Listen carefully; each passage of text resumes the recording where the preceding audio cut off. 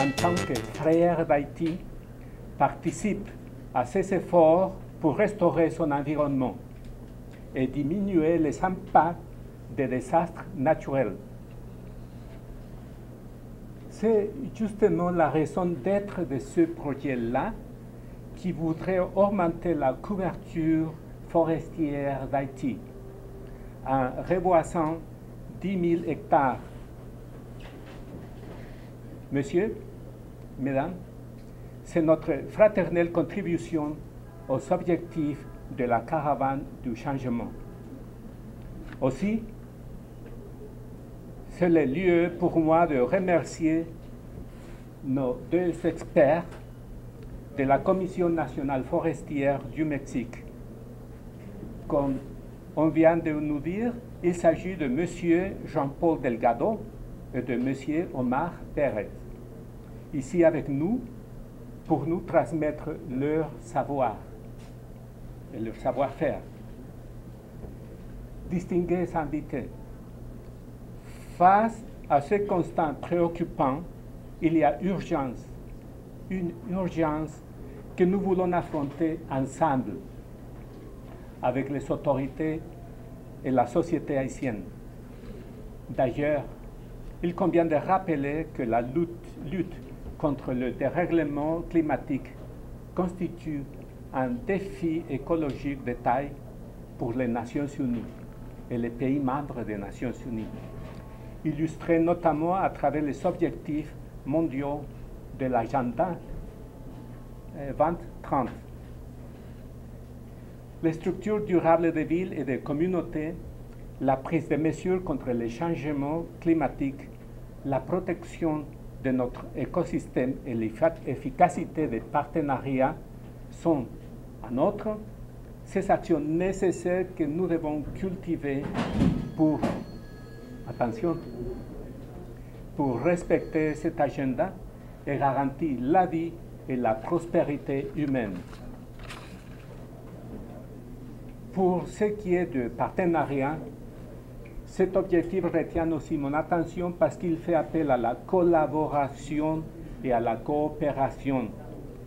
De ce fait, la présence de ces 2 émissaires mexicains témoigne la solidarité du gouvernement mexicain envers le gouvernement haïtien.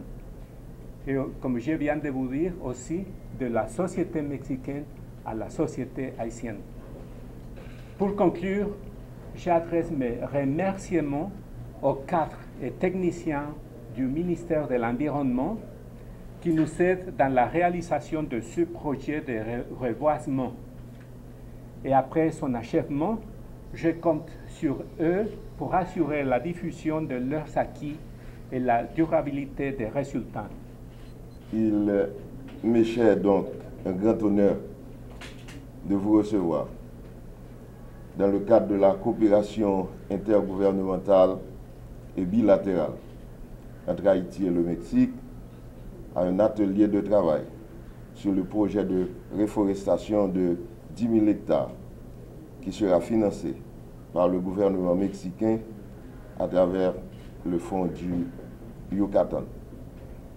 Ce projet va couvrir les frais de construction de 202 germoplaces forestiers et fruitiers et va également assurer le suivi de fonctionnement, la formation, la mise en terre des plantules, la recherche et d'autres activités y relatives.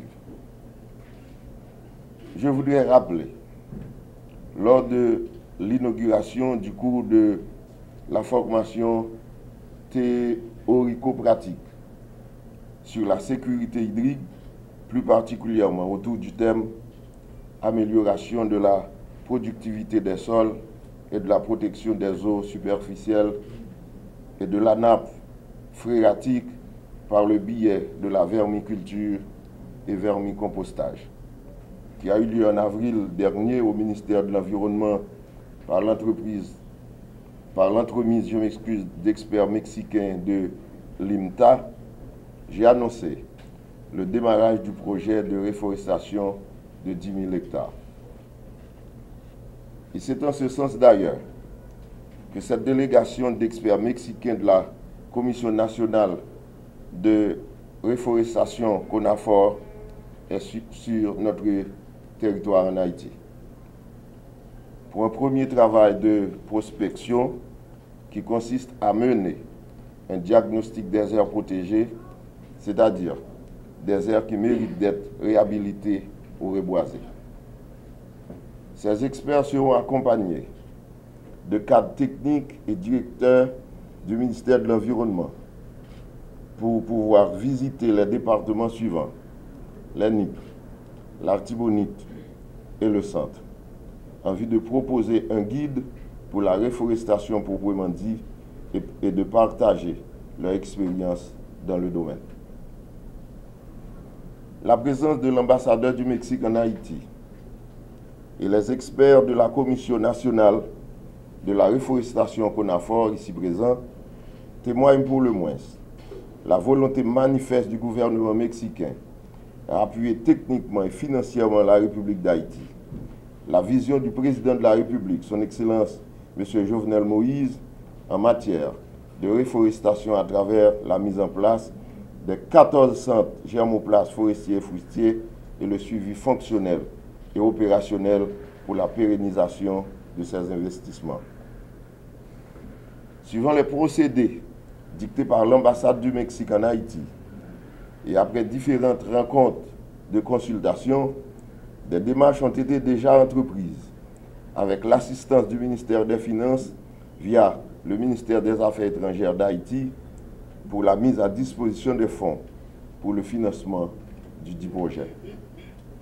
Je voudrais souligner que le ministère, à travers des directions techniques, a développé d'une part cette stratégie de mobilisation financière auprès des partenaires techniques et financiers de la coopération internationale, sensibles à l'option et au choix du gouvernement haïtien pour l'appropriation nationale de l'aide à la coopération, l'alignement avec la politique et les priorités nationales, la gestion axée sur les résultats, le respect de la souveraineté du pays et d'autre part, l'assistance technique internationale en renforcement de la composante amélioration génétique et conservation des ressources génétiques forestières.